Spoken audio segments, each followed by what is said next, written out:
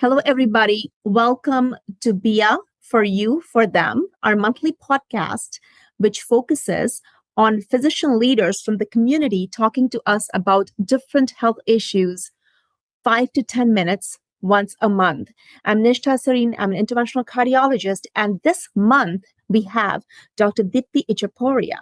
Dr. Itchhaporia needs no introduction. She's an interventional cardiologist and the Eric and Sheila Samson Endowed Chair in Cardiovascular Health.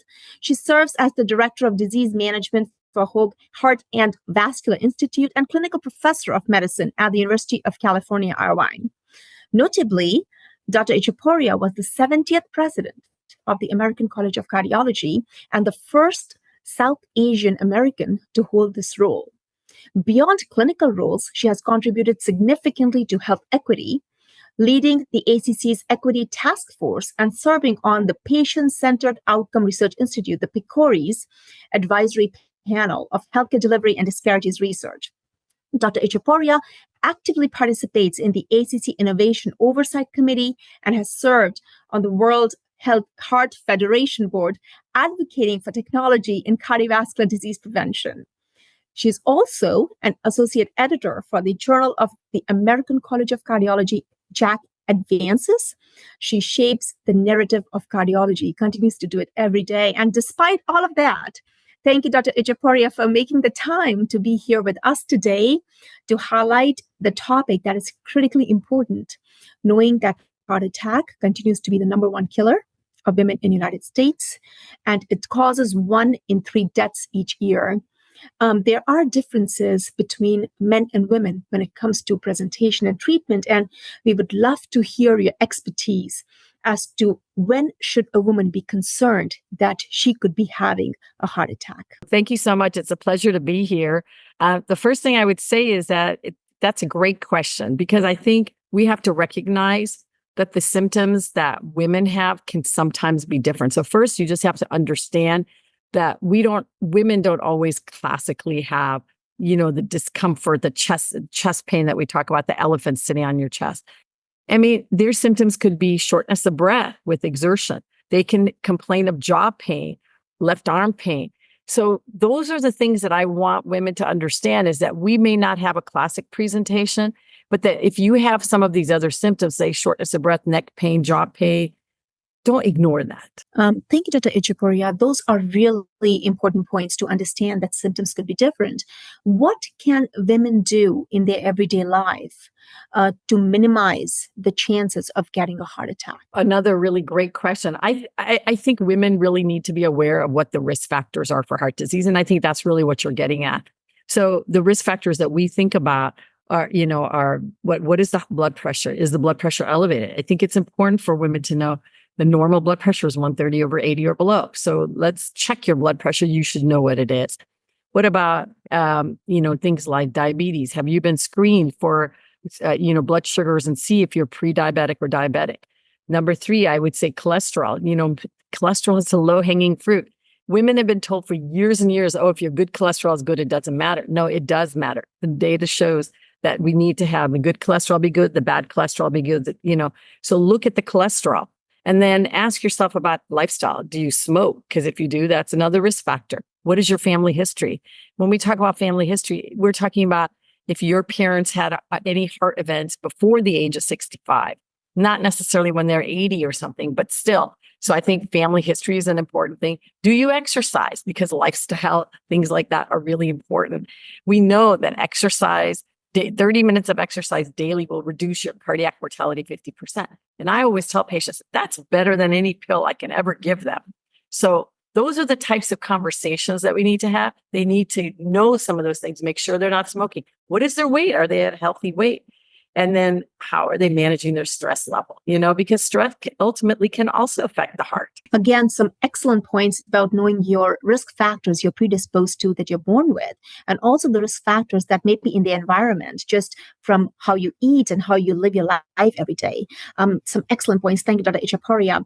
Is there a test that's out there if it's a healthy female who has maybe some family history, but no other medical history in herself, fairly active? Is there a way for them to know about their heart risk profile? First, I think go through what I mentioned. I would want to know that person's blood pressure. I would want to know what their fasting blood sugar is.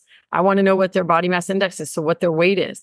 What is their cholesterol, the lipid profile. Once you do all of that, then have a conversation about if there's any abnormalities in those areas, target it. There's also people hear about the calcium scoring, and that's a test. I don't recommend it for everybody, but I certainly think that knowing what your calcium score tells you whether you're in a high risk group or a lower risk group. And I think that's always additionally helpful. Now, I will say that I have patients that have really high, women that have had high cholesterol, and then they get the calcium score. The calcium score is 0. So they say, oh, well, I don't need to take my cholesterol medication. I think you use the data, put it all together, and then decide what your risk profile is, and then have a discussion with your physician about what the best, path forward is. But I do think those are the types of testing. Do I think there's one test that will be an end-all be-all test? Though there is no such thing. I think that to prevent heart disease, for you to be as healthy as long, it's a lot of work. It's a lifelong journey of making sure that we have good health habits and that we're taking good care of ourselves. Remember, we can't counteract genetics. That's just, and we're all going to age, but how can we age gracefully? How can we do it healthy? I think that's really the challenge that we all have. Excellent again, Dr. Itchhaporia. Also, that though whatever testing you get, always check with your physician to see how they interpret the test. Just because the calcium score is 0 doesn't mean you're completely protected.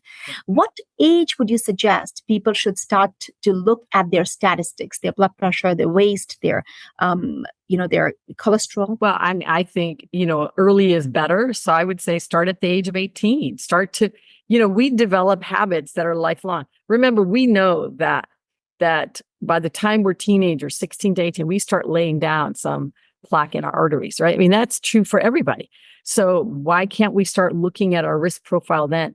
Also, we develop bad habits early on. If you can intervene on them, people early on and say, hey, look at, because a lot of times we think if we don't feel something, there's nothing wrong, but we know that's not true, right? I mean, I've done cholesterol profiles on 20-year-olds and their cholesterol is really high. We had recently a pharmaceutical rep that had come in and he had a skiing accident, 20 years old, 22 years old. And he said that every time he went into the orthopedic office, his blood pressure was high. Well, guess what? He had hypertension. He didn't know. So lucky for him that he had an orthopedic injury that pointed to the fact that he had high cholesterol. Again, there's a reason why high blood pressure is called silent killer, because you don't feel your blood pressure. We don't feel our cholesterol till it's late. So I think early, I would say start early, start at age 18. And don't wait till you have symptoms. Know your profile early. That's excellent. Again, you have to be proactive about knowing your blood pressure numbers, your cholesterol numbers, because as Dr. Itchhaporia mentioned, these are silent killers. They are not going to show themselves unless we actively look for them. Dr. Itchhaporia, any final take-home points from you? I would have to, again, really emphasize that regular physical activity is really important. So I think women out there listening to this should say they need to learn to recognize symptoms, number one. So know that they may have atypical symptoms, not your usual one.